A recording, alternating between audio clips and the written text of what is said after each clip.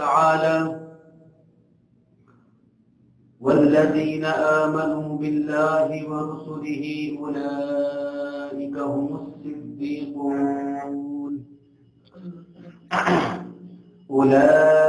هم الصديقون والشهداء عند ربهم لهم أجرهم ونورهم. تمام قسم کی تعریفات عبادات ایک اللہ وحدہ لا شریک کے، انگنت لاتعداد درود و سلام ہو امام الانبیاء رحمت للعالمین صلی اللہ علیہ وسلم کی ذات گرامی پر.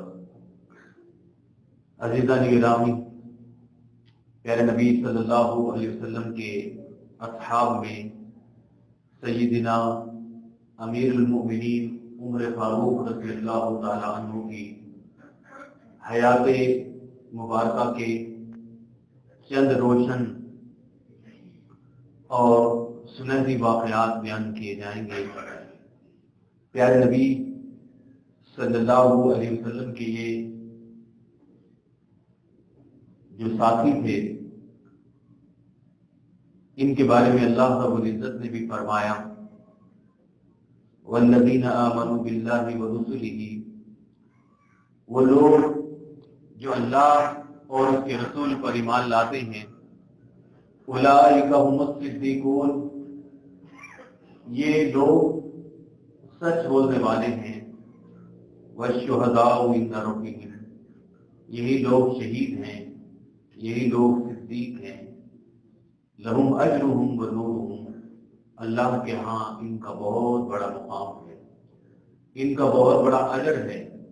ان کے لیے اللہ رب العزت نے نور مقرر کیا ہے جو قیامت کی تاریکیوں اور اندھیروں میں ان کے دائیں بائیں آگے پیچھے اور ان کے سروں پر جگمگاتا ہوا نظر آئے گا.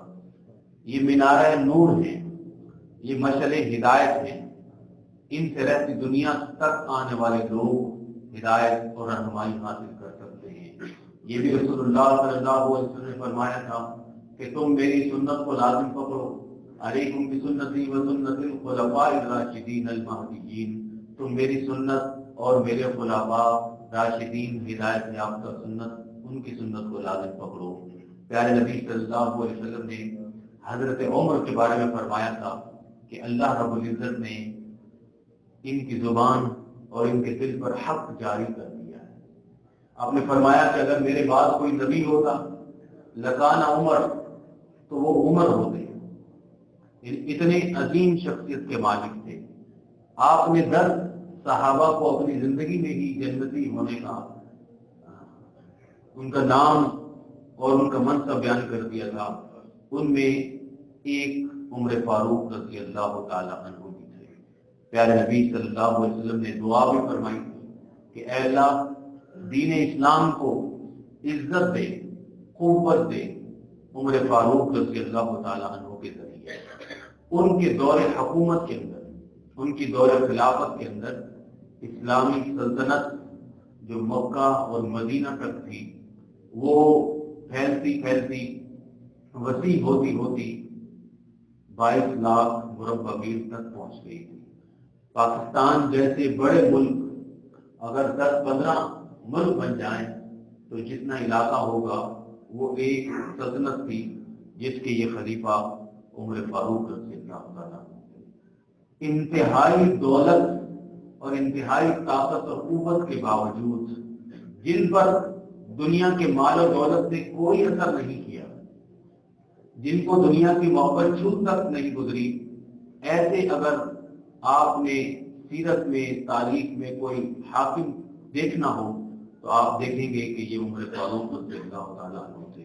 ان کی شخصیت کے جب واقعات آپ کے سامنے آئیں گے تو آپ دنگ رہ جائیں گے کہ دنیا کی ساری دولتیں ان کے سامنے آ گئی تھیں اور دنیا کا بہت بڑا اقتدار بھی ان کے سامنے آ گیا تھا، لیکن نہ وہ اقتدار کے نشے میں کوئی ظلم و ستم روا رکھتے تھے، نہ ہی دولت کی محبت کے اندر انہوں نے کس کے ساتھ جاتی کی. کوئی چیز، یہ دونوں چیزیں ان کے اوپر اثر نہیں کرتی تھی. اللہ اکبر. اللہ تعالیٰ نے انہیں بہترین قوت اور طاقت والا بنایا. بڑے بڑے دنیا کے حکمران ان کے نام سے واقعی کام پکڑتے تھے. یہ محاورتاً بات نہیں، یہ حقیقت کی بات تھی، لیکن اس حالت میں کہ جب دنیا کے غیر مسلم حکمران ان سے اپنے محلات میں ڈرتے تھے، یہ مدینے کی کچی گلیوں کے اندر موٹا کھردرا لباس پہن کر، سادہ سا لباس پہن کر اکیلے گھوما کرتے، انتہائی سادہ زندگی بسر کرتے۔ ان کے تھوڑا سا پس منظر ہم بیان کرتے ہیں۔ پیارے نبی صلی اللہ علیہ وسلم کی دنیا میں تشریف آوری کے 13 سال بعد مکے میں پیدا ہوئے، 584 عیسوی میں۔ نام عمر بن خطاب تھا، لقب ان کا فاروق پڑا، اور یہ لقب بعد میں جب انہوں نے اسلام قبول کیا تو نبی کریم صلی اللہ علیہ وسلم نے دیا تھا۔ ان کا نسب نامہ پیارے نبی صلی اللہ علیہ وسلم کے خاندان سے ملتا تھا۔ دراصل آپ سیرت النبی کے اندر قریش کا لفظ بہت مرتبہ سن چکے ہو پچھلے پورے سال سے۔ قریش ایک قبیلہ تھا جو اسماعیل علیہ السلام کی اولاد سے تھا۔ جب وہ قبیلہ بڑا ہوا تو اس کے اندر کئی خاندان بن گئے، تو تقریباً 10 بڑے بڑے خاندان تھے جن سب کو قریش کہا جاتا تھا۔ ان میں ایک خاندان بنو ہاشم تھا، جہاں اللہ رب العزت نے ان کو دنیا کی ساری دولتوں سے سرفراز فرمایا کہ امام الانبیاء رحمۃ اللہ للعالمین صلی اللہ علیہ وسلم کو ان کے اندر پیدا فرمایا۔ اسی قریش میں ایک قبیلہ بنو تیم تھا، جس میں ابو بکر صدیق رضی اللہ تعالیٰ عنہ پیدا ہوئے۔ قریش کا ایک قبیلہ بنو عدی تھا، بنو عدی کے اندر عمر بن خطاب رضی اللہ تعالیٰ عنہ پیدا ہوئے۔ تو جب قریش کے 10 قبیلے تھے بڑے بڑے، تو ان سب کا پرانے دور سے ہی چلتا ہوا سب کا ایک الگ الگ منصب ہوا کرتا تھا۔ کچھ لوگ بیت اللہ کی دیکھ بھال کرتے تھے، حاجیوں کو پانی پلاتے تھے، کچھ لوگ لڑائی جھگڑے کے اندر فیصلے کراتے تھے، کچھ لوگ دیگر کام کرتے، سفارتکاری کیا کرتے تھے۔ تو ہر قبیلے کا ایک الگ الگ منصب ہوا کرتا تھا۔ لڑائی اگر کسی سے جنگ کرنی ہے، سپہ سالاری کا مسئلہ آتا، فوجوں کو اکٹھا کرنا، تو وہاں بنو امیہ کو آگے ہمیشہ رکھا جاتا تھا، کیونکہ وہ لڑائی جھگڑے میں سب سے آگے ہوتے تھے۔ مکہ کی خدمت کرنا، بیت اللہ کی خدمت کرنا اور حاجیوں کو پانی پلانا، یہ بنو ہاشم کی خدمت کیا کرتے تھے۔ اور سفارتکاری کرنا، اگر کسی قبیلے میں جنگ ہو، لڑائی ہو، تو اس میں صلح کرانا، فیصلے کروانے کی جس کو کہتے ہیں ڈپلومیٹک، یہ کردار بنو عدی جو عمر فاروق رضی اللہ تعالیٰ عنہ کا خاندان تھا، یہ وہ کیا کرتا تھا۔ اسی خاندان میں کے سردار جو تھے وہ خطاب تھے، خطاب عمر فاروق رضی اللہ تعالیٰ عنہ کے بعد، لیکن اسلام کی آمد سے پہلے یہ دنیا سے چلے گئے۔ عمر فاروق رضی اللہ تعالیٰ عنہ نے بچپن میں اونٹ چرائے، بکریاں چرائیں، جس طرح اس وقت کے لوگوں کا عام رواج تھا۔ مکہ کے اندر چند لوگ تھے جن کو لکھنا پڑھنا آتا تھا۔ ان چند لوگوں میں ایک نام عمر فاروق رضی اللہ تعالیٰ عنہ کی بھی تھا۔ جوانی کے اندر گھوڑ سواری، سپہ سالاری، تلوار چلانا، نیزہ بازی، یہ جتنے بھی ہنر تھے اور جتنے بھی اس وقت کے قابل فخر چیزیں تھیں، وہ انہوں نے سیکھی ہوئی تھی۔ اس کے بعد اللہ رب العزت نے انہیں قد بڑا اونچا دیا تھا، لمبے چوڑے اور اونچے قد کے مالک تھے، تجارت کیا کرتے تھے، اور تجارت کا مال لے کر شام، جہاں اب دمشق ہے، وہاں آتے تھے، جاتے تھے۔ مکہ کے معزز افراد تھے۔ ان کا بھائی زید بن خطاب، ان کی بہن فاطمہ بنت خطاب، اور ان کے بہنوئی سعید بن زید، تینوں ان سے پہلے اسلام قبول کر لیتے ہیں، لیکن ان کو نہیں پتا۔ یہ خود کہتے ہیں کہ میں سخت الجھن میں رہا کرتا تھا، کبھی مسلمانوں سے محبت اور دوستی نظر آتی اور کبھی سخت دشمنی آ جاتی، کبھی دل کے اندر سخت دشمنی پیدا کر لیتے، کیونکہ مکہ کے لوگوں نے مشرکین مکہ نے مشہور کیا ہوا تھا کہ محمد صلی اللہ علیہ وسلم جادوگر ہیں، ان کے قریب بیٹھنے والا ان کے جادو کا شکار ہو جاتا ہے، اس لیے یہ قریب نہیں بیٹھتے تھے اور ان کی باتیں بھی نہیں سنتے تھے۔ صحیح بخاری میں حدیث ہے، کہتے ہیں کہ ایک مرتبہ خواب میں نے دیکھا کہ بتوں کے منہ سے لا الہ الا اللہ کا کلمہ نکل رہا ہے، یہ بتوں سے آوازیں آ رہی ہیں کلمے کی، جو بات ان کے دل کو لگی لیکن پھر بھی انہوں نے اسلام قبول نہیں کیا۔ ایک مرتبہ کہتے ہیں بیت اللہ کے اندر میں جو بیت اللہ ہے اس وقت، وہاں میں نے دیکھا کہ نبی کریم صلی اللہ علیہ وسلم نماز پڑھ رہے ہیں اور قرآن کی تلاوت نماز کے اندر پڑھ رہے ہیں اونچی آواز کے اندر، یہ ان کے پیچھے جا کے کھڑے ہو جاتے ہیں اور وہ سورہ حاقہ کی تلاوت نبی صلی اللہ علیہ وسلم فرما رہے تھے، اس تلاوت کو سننے لگ جاتے ہیں۔ سنتے سنتے جب وہ کلام سنا تو بہت پیارا تھا، ان کے دل پر اثر کرنے لگا، کہنے لگے یہ تو لگتا ہے مجھے شاعر ہے، دل میں کہنے لگے۔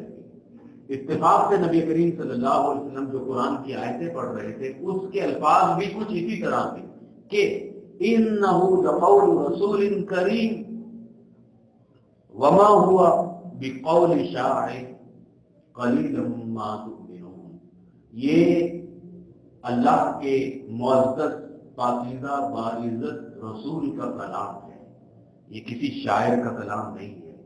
افسوس بہت کم لوگ ہو جو قرآن کے اوپر تم ایمان لاتے ہو۔ عمر فاروق رضی اللہ تعالیٰ نے کہا کہ یہ تو میرے دل کی بات تھی جو پکڑی گئی، لگتا ہے کہ مجھے آپ جادوگر ہیں، آپ نے میرے دل کی بات کو بھی سمجھ لی۔ اگلی آیت جو پڑھی نبی صلی اللہ علیہ وسلم نے وہ تھی بھی ویسے بھی سورہ حاقہ کی اگلی آیت تھی، ولا بقول کاہن، نہیں یہ کسی جادوگر کا کلام نہیں ہے، قلیلا ما تذکرون، افسوس تم سمجھتے نہیں ہو، تنزیل من رب العالمین، یہ تو رب العالمین کا پاکیزہ کلام ہے جو تمہارے اوپر نازل ہو۔ یہ بات بھی ان کے دل پر تیر کی طرح لگی اور وہ سوچ و بچار کے اندر مجبور ہو جاتے ہیں۔ کافی دنوں کے بعد جب انہوں نے دیکھا کہ قریش کا قبیلہ جو صدیوں سے آباد تھا اور آپس کے اندر ان کی محبت بھی تھی، اب محمد صلی اللہ علیہ وسلم کے آنے کے بعد آپس میں وہ قبیلہ ٹکڑے ٹکڑے ہو گیا ہے، باپ بیٹے سے ناراض ہے، بیٹا باپ سے بات چیت نہیں کرتا، تو میں کیوں نہ جو اس دشمنی کی وجہ ہے اس کو ختم کروں۔ تو غصے سے اپنے ہاتھ میں تلوار لے کر نکلتے ہیں، یہ واقعہ آپ نے پورا سیرت کے اندر سنا۔ راستے میں نعیم ایک صحابی بھی مسلمان تھے، وہ مل جاتے ہیں، کہتے کہاں جا رہے ہو؟ عمر فاروق نے اپنا ارادہ بتایا، وہ کہنے لگے اپنے ارادے بعد میں پورے کرنا، تمہیں پتا ہے تمہارے اپنے گھر کے اندر کیا ہو رہا ہے، تمہاری بہن اور تمہارا بہنوئی مسلمان ہو چکے ہیں بڑے عرصے سے۔ تو اسی طرح غصے سے وہ اپنے بہنوئی کے گھر چلے جاتے ہیں۔ وہاں پر خباب بن عرت رضی اللہ تعالیٰ عنہ انہیں یعنی آپ کی بہن اور بہنوئی کو قرآن سکھاتے تھے، اتفاق سے ان کے گھر میں موجود تھے اور قرآن پڑھا رہے تھے۔ گھر کے باہر سے بہن کی آواز سنی قرآن پڑھنے کی تو غصہ اور زیادہ ہو گیا، آنے کے بعد گھر میں آنے کے بعد غصے سے ان دونوں کو مارنے لگے، لیکن جب بہن کے سر سے خون نکلا اور بہن نے کہا کہ دیکھو بھائی جو مرضی کرنا ہے کر دو، ہم واقعی مسلمان ہیں، پہلے ہم خاموش تھے لیکن اب ہم نے کھل کر بتا دیا ہم مسلمان ہیں، ہم اسلام کو نہیں چھوڑیں گے، کیونکہ اسلام اور ایمان کی قوت ایسی چیز ہے کہ جس کے دل میں رچ بس جائے پھر اسے دنیا کی کوئی طاقت نہ ڈرا سکتی ہے اور نہ دنیا کی کوئی دولت انہیں گمراہ کر سکتی ہے۔ عمر فاروق نے کہا کہ میری بہن میرے سامنے کبھی بات نہیں کرتی، یہ کون سی قوت ہے جس نے ان کو اسلام کے اظہار کا جذبہ عطا کیا؟ تو انہوں نے وہ قرآن کی آیتیں سورہ طٰہٰ کی پڑھی اور کہا کہ واہ کتنا پیارا کلام ہے، کتنا پیارا کلام ہے۔ اسی وقت وہ خباب بن عرت جو چھپے ہوئے تھے گھر کے اندر وہ فوراً باہر آئے، کہنے لگے مجھے لگتا ہے کہ اللہ تعالیٰ نے امام الانبیاء رحمۃ للعالمین صلی اللہ علیہ وسلم کی دعاؤں کو قبول کر لیا ہے۔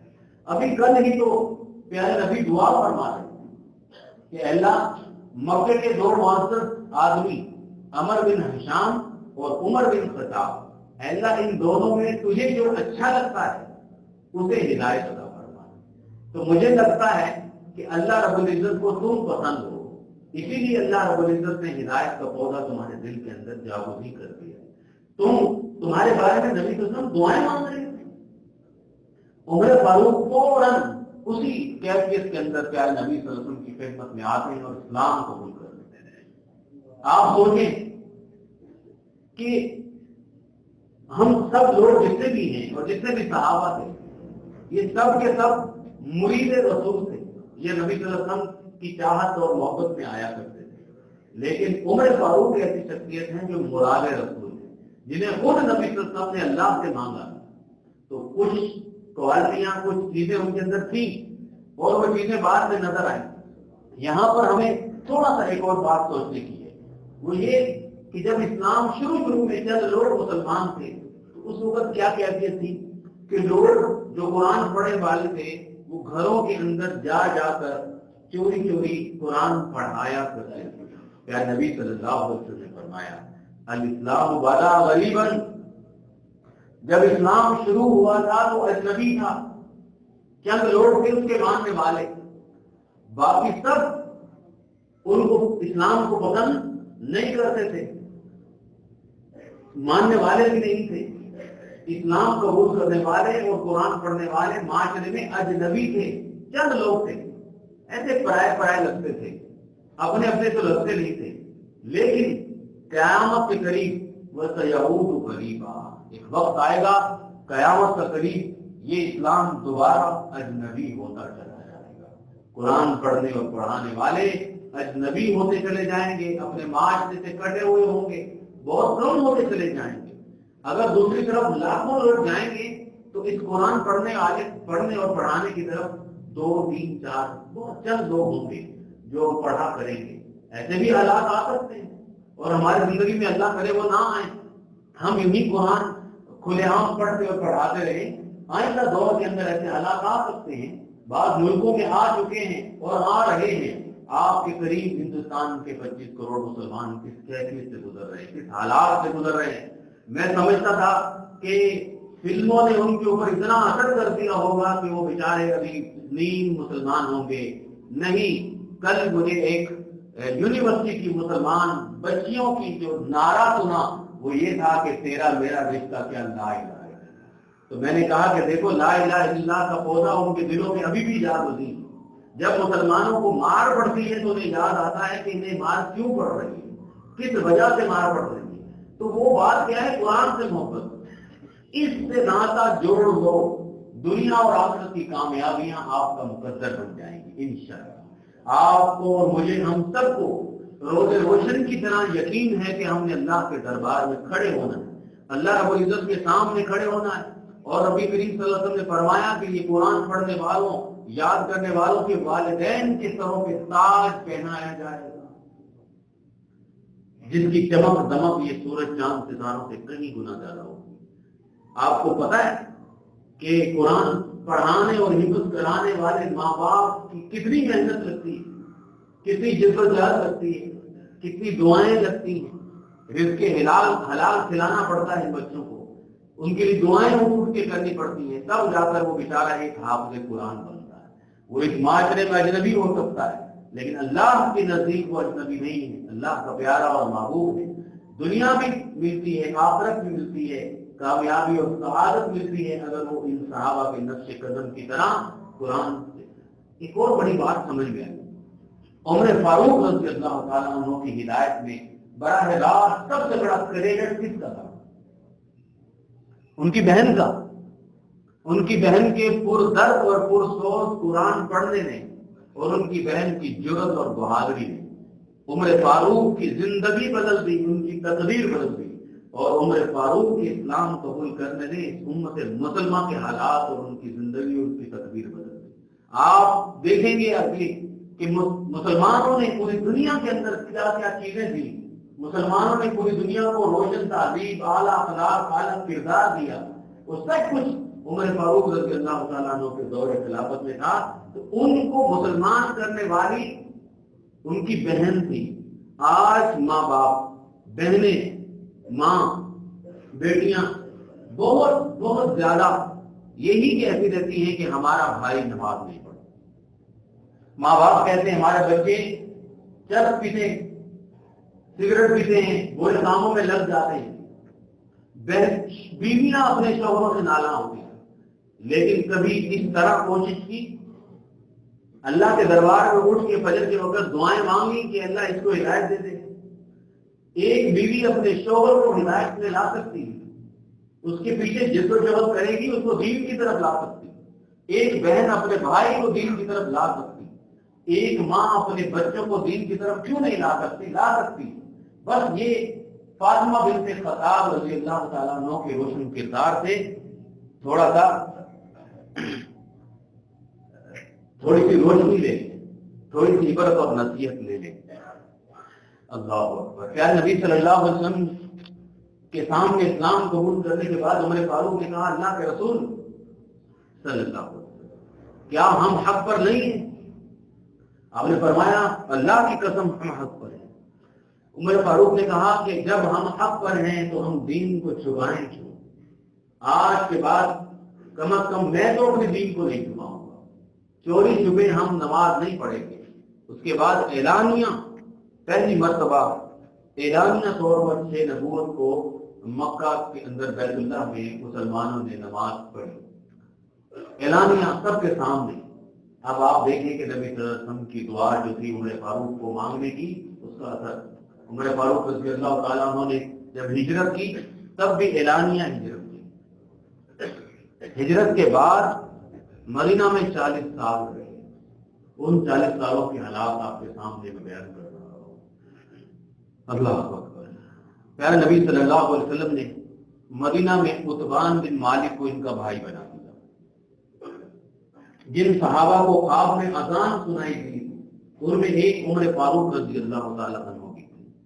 غزوہ بدر کے اندر ان کے سامنے ان کا ماموں عاص بن ہشام آ جاتا ہے جو مشرک تھا۔ انہوں نے اپنے ماموں کی گردن کو اڑا دیا، اور جب غزوہ بدر میں مسلمانوں کو فتح ملی تو بعد میں میٹنگ ہوئی کہ ان قیدیوں کا کیا کیا جائے، تو عمر فاروق رضی اللہ تعالیٰ عنہ نے کہا کہ اللہ کے رسول ان قیدیوں کی گردنیں اڑا دینی چاہیے، یہ مشرک ہیں، اور جس کا جو رشتہ دار ہے اس کے حوالے کر دو اور وہ خود ہی اپنے ہاتھ سے اس کا کام تمام کرے۔ لیکن نبی کریم صلی اللہ علیہ وسلم نے انہیں فدیہ لے کر رہائی اور ان کے اوپر احسان کر کے ان کو معاف کرنا پسند فرمایا۔ بعد میں قرآن کریم کی آیتیں بھی نازل ہوئی جس میں بتایا گیا کہ اے نبی صلی اللہ علیہ وسلم ما کان للنبی ان یکون له اسرى حتى یسکن فی الارض، کہ مشرک قیدی تمہارے پاس تھے، تمہیں چاہیے تھا کہ تم ان کا خون زمین کے اوپر بہا دے۔ یعنی عمر فاروق رضی اللہ تعالیٰ عنہ کے دل کی جو بات تھی قرآن کریم اس کے مطابق نازل ہوا، اور آج تک اور قیامت تک قرآن کریم پڑھتے چلے جائیں گے۔ عمر فاروق رضی اللہ تعالیٰ عنہ فرمایا کرتے تھے کہ کئی مرتبہ ایسا ہوا میں نے مدینہ میں کہا اللہ کے رسول صلی اللہ علیہ وسلم یہ جو امہات المومنین ہیں، ہماری مائیں، یہ گھروں سے جب باہر نکلے تو انہیں سروں کے اوپر اوڑھنیاں ڈالنی چاہیے اور انہیں اپنا پردہ کرنا چاہیے۔ میں نہیں چاہتا کہ ان کی طرف کوئی دیکھے۔ ابھی پردے کا حکم قرآن میں نازل نہیں ہوا، بس انہوں نے اپنے دل کا خیال بیان کیا۔ کچھ ہی عرصے کے بعد پردے کی آیات نازل ہو گئی۔ ایک مرتبہ فتح مکہ کے موقع پر مکہ کے اندر بیت اللہ کے اندر کہنے لگے اللہ کے رسول یہ جو مقام ابراہیم ہے اس جگہ پر اگر ہم مصلی بچھائیں اور امام اس جگہ پر کھڑا ہو یا ہم اسی جگہ کو نماز پڑھنے کے لیے اپنا مقرر کریں تو کیا ہی اچھا ہو۔ اللہ رب العزت نے قرآن کریم میں آیت نازل فرمائی وَاتَّخِذُوا مِن مَّقَامِ إِبْرَاهِيمَ مُصَلًّى، کہ تم مقام ابراہیم کو مصلی بنا لو۔ اللہ اکبر۔ غزوہ احد کے اندر بھی شریک ہوئے، بلکہ نبی صلی اللہ علیہ وسلم کے ساتھ جس جنگ میں بھی آپ گئے ہیں، جس غزوے میں بھی آپ گئے ہیں، اور آپ کے ساتھ ساتھ شریک ہوتے چلے گئے۔ غزوہ احد میں ان کا داماد حفصہ رضی اللہ تعالیٰ عنہ کا شوہر شہید ہو جاتا ہے اور بیٹی بیوہ ہو جاتی ہے۔ کچھ دنوں کے بعد ان کا نکاح نبی کریم صلی اللہ علیہ وسلم سے کر دیا گیا۔ یوں یہ پیارے نبی صلی اللہ علیہ وسلم کے سسر بھی تھے۔ آپ دیکھ سکتے ہیں کہ ان چاروں خلفائے راشدین میں 2 سسر تھے اور 2 داماد تھے۔ کتنی بڑی بات ہے۔ اور ان چاروں کا محبت دیکھیں آپ کہ مرکز نگاہ محمد رسول اللہ صلی اللہ علیہ وسلم۔ اور 2 ان میں سسر ہیں اور 2 ان کے اندر داماد ہیں۔ حدیبیہ کا واقعہ آتا ہے، آپ سب نے واقعہ سنا تفصیل کے ساتھ۔ مختصر نبی کریم صلی اللہ علیہ وسلم نے مشرکین مکہ سے صلح کر لی اور معاہدہ تحریر کر دیا۔ عمر فاروق رضی اللہ تعالیٰ عنہ کو یہ بات پسند نہیں آئی، آ کر نبی صلی اللہ علیہ وسلم سے درخواست کی، اللہ کے رسول کیا آپ اللہ کے سچے نبی نہیں ہیں؟ پیارے نبی صلی اللہ علیہ وسلم نے فرمایا کہ اللہ کی قسم میں اللہ کا سچا نبی ہوں۔ دوبارہ کہا کہ اللہ کے رسول کیا ہم حق پر نہیں ہیں؟ ہمارا دشمن باطل پر نہیں ہے؟ آپ نے فرمایا ہم حق پر ہیں، ہمارا دشمن واقعی باطل ہے، تو پھر کیوں اللہ کے رسول ہم دب کر معاہدہ کریں؟ پیارے نبی صلی اللہ علیہ وسلم نے فرمایا کہ دراصل میں اللہ کے حکم پر چلتا ہوں، وہ میرا حامی و ناصر ہے اور مددگار ہے اللہ تعالیٰ، میں نے یہ جو کچھ بھی کیا ہے یہ اللہ کے حکم پر کیا ہے۔ یہ بات سن کر عمر فاروق ابو بکر صدیق کے پاس جاتے ہیں، ان سے بھی یہی سوال کرتے ہیں۔ ابو بکر صدیق رضی اللہ تعالیٰ عنہ نے کہا جوان خاموش رہو، تم دیکھتے نہیں کہ نبی کریم صلی اللہ علیہ وسلم ایک کام بھی اللہ کے حکم کے بغیر نہیں کرتے، بس تم آپ کے رکاب کو تھامے کھڑے رہو، جو آپ کہتے ہیں اس کے اوپر عمل کرو، اللہ ہمارا حامی و ناصر اور مددگار ہے۔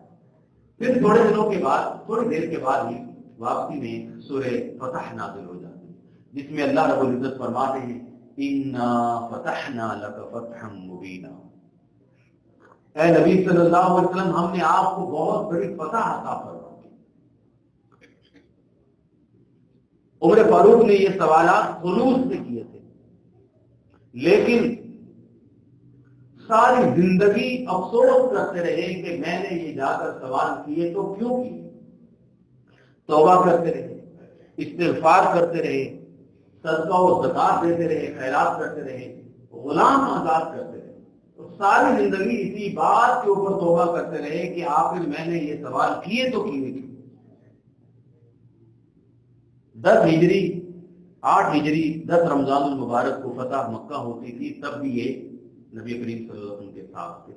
پیارے نبی صلی اللہ علیہ وسلم کے بعد، دنیا سے جانے کے بعد محبت رسول کا عالم دیکھیے کہ ان کو ایسا جھٹکا لگا جذباتی کہ وہ کہنے لگے کہ جس نے بھی یہ کہا کہ نبی صلی اللہ علیہ وسلم رحلت کر چکے ہیں میں اس کا کام تمام کر دوں گا۔ بعد میں ابوبکر صدیق نے انہیں سمجھایا تو انہیں آہستہ آہستہ یہ بات اور یہ حقیقت سمجھ میں آ گئی۔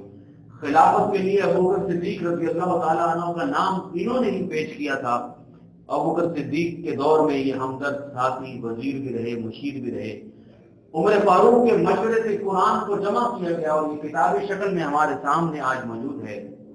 جماعت الاولیٰ کو ابوبکر صدیق جب بیمار ہوتے ہیں تو انہوں نے خلافت کے لیے عمر فاروق کا نام پیش کر دیا۔ صحابہ نے کہا کہ یہ سب مزاج کے ہیں۔ ابوبکر صدیق رضی اللہ تعالی عنہ نے کہا میں اللہ کے پاس جاؤں گا اور کہوں گا کہ اے اللہ اس پوری امت میں جو سب سے اچھا آدمی تھا میں نے اس کے حوالے اس امت کو کیا ہے۔ اور وہ کہنے لگے کہ تم دیکھنا ان کی جو سختی ہے وہ مزاج کی نرمی بن جائے گی، جب ان کے اوپر خلافت کا بوجھ پڑے گا اور امت کا بوجھ پڑے گا ان کے کندھوں پر تو پھر ان کی یہ سختی نرمی کے اندر بدل جائے گی۔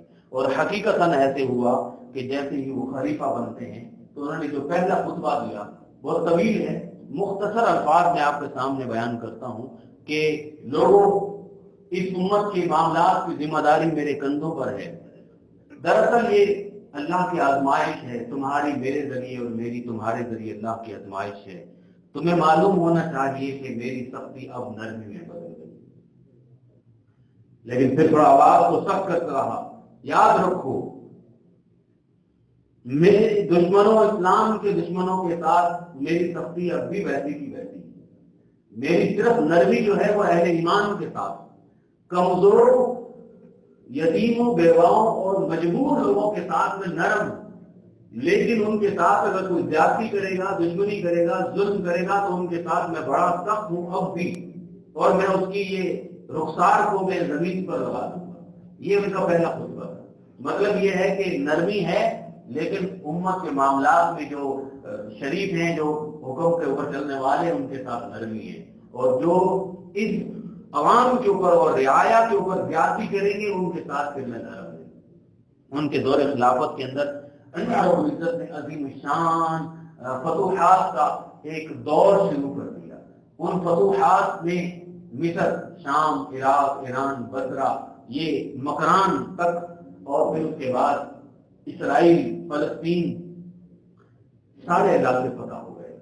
بیت المقدس کی جو فتح ہے اس کے اوپر انشاءاللہ میں اگلے بیان کے اندر تفصیل سے بات کروں گا، کیونکہ وہ بہت طویل کے ساتھ سوالوں سے سمجھانے والی ہے۔ مختصراً جیسے خلیفہ بنتے ہیں تو ان کی فوج اور ان کے صحابہ اور ان کے مجاہدین جہاد میں لگ گئے، فتوحات میں شروع ہو گئے، لیکن انہوں نے اپنی رعایا کے ساتھ مدینہ کے اندر اپنی رعایا کے ساتھ ایسے معاملات کرنے شروع کر دیے کہ جو آج کے دل میں صرف پڑھتے ہیں بس آنکھوں سے آنسو روانہ ہو سکتے ہیں کہ ایسا بھی کوئی حکمران ہوتے ہیں، ایسے بھی لوگ ہوتے ہیں۔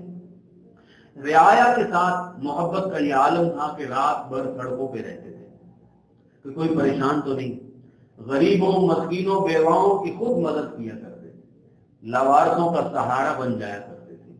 اسی وقت، اسی عالم میں کہ جب وہ بیوہ عورتوں کے گھروں میں پانی بھرا کرتے تھے، ان کے جو جرنیل صحابہ تھے، خالد بن ولید، ابو عبیدہ بن جراح، معاویہ بن ابی سفیان، اور بڑے بڑے جو جہاد کے میدانوں میں ہیں، وہ ان کے نام سے کعبہ کرتے تھے، یعنی اب ان کے جرنیل ان کے نام سے فوراً ان کی جواب طلبی سے، ان کے مواخذے سے ڈرا کرتے تھے، اور یا یہاں پر بیواؤں کی مشکیزیں بھر دیا کرتے تھے۔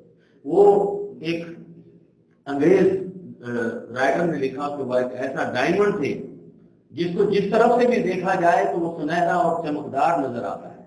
اسلام نے یا نبی صلی اللہ علیہ وسلم کے ساتھ جو ان کی صحبت سے انہوں نے سیکھا، اس سیکھنے نے ان صحرا کے اندر اونٹ چرانے والوں کو آسمان کا روشن ستارہ بنا۔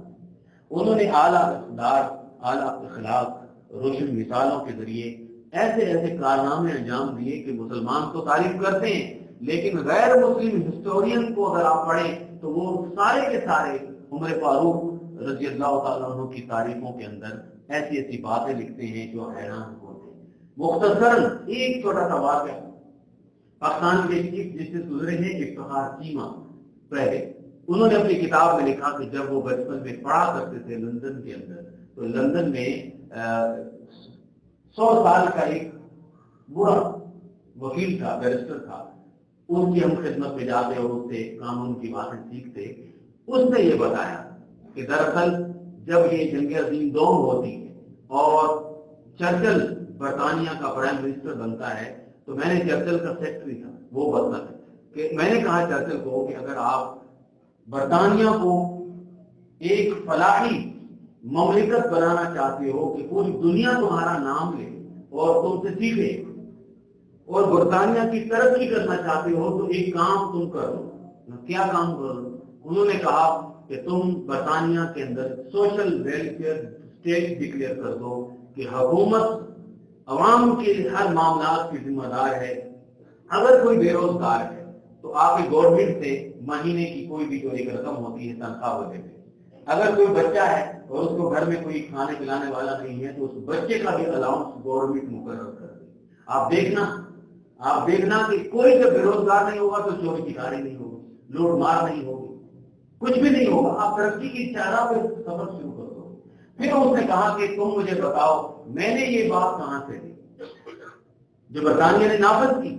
اب پوری دنیا کہتی ہے کہ جی وہاں الاؤنس گورنمنٹ دیتی ہے، بے روزگار کو دیتی ہے، علاج کرتی ہے، گورنمنٹ خیال کرتی ہے، لیکن وہ ٹیکس لے کر کرتی ہے۔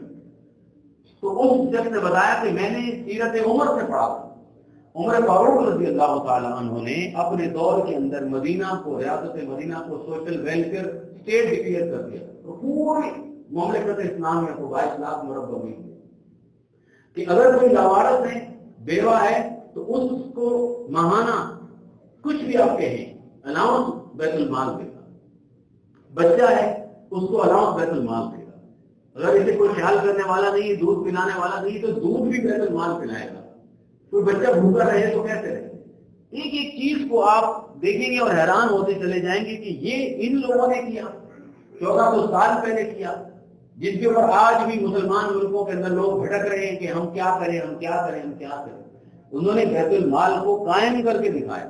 انہوں نے بیت المال کا ایک بہت بڑا نظام بنایا, بہت بڑی عمارت بنائی, اور جتنی بھی فتوحات سے مال آتا, گھوڑے, اونٹ, مویشی, پیسہ, غلہ, سب بیت المال میں جمع کیا جاتا. ہزاروں ملازم بنائے, رجسٹر بنائے, جس میں مردم شماری کرانے کے بعد تمام لوگوں کے نام لکھوائے گئے, اور دیکھا گیا کہ ان میں سے کون کمانے والا نہیں ہے, کون ہے, کون غریب ہے, کون یتیم ہے, کون بیوہ ہے, ان کا ماہانہ الاؤنس مقرر کر دیا اور بغیر ٹیکس کے کر دیا. ایک سفر پہ جا رہے ہیں, راستے میں دیکھا ایک ماں اپنے بچے کو دودھ نہیں پلا رہی اور روٹی اس کے ہاتھ میں دے رہی. وہ بچہ چھوٹا ہے, عمر نے ڈانٹا کہ بچے کو دودھ کیوں نہیں پلا رہی. وہ عورت کہنے لگی کہ دراصل امیر المومنین عمر نے ایک قانون مقرر کیا ہے کہ جب بچہ 2 سال کا ہو جائے گا, دودھ روٹی کھانے کی عمر کو ہو جائے گا, تو ہم اس کا الاؤنس مقرر کر دیں گے. اب میں چاہتی ہوں کہ یہ جلدی دودھ چھوڑ دے, روٹی کھانے لگ جائے, تاکہ میں جا کر بتاؤں کہ جی اس نے دودھ چھوڑ دیا. تو عمر فاروق نے فجر کی نماز کے بعد وہیں بیٹھ کے روئے. رونے کے بعد کہا کہ پتہ نہیں میں نے کتنے بچوں کو بھوکا رکھا. کہا کہ آج کے بعد ایک دن کا بچہ بھی ہوگا, آپ آ جائیں, نام لکھوائیں اور اس کا ماہانہ الاؤنس مقرر کر دیجیے. یہودی بوڑھے آدمی کو دیکھا, فقیر ہے, بھیک مانگ رہا ہے. کیوں بھیک مانگ رہے ہیں؟ اس بوڑھے نے کہا کہ دیکھو میں یہودی ہوں, میں ٹیکس دیتا ہوں, سال میں 1 دینار دیتا ہوں. میں جب تک جوان تھا کما کر دیتا تھا, اب میں بوڑھا ہو گیا ہوں تو اب میں کہاں سے دوں گا, میں بھیک مانگوں گا.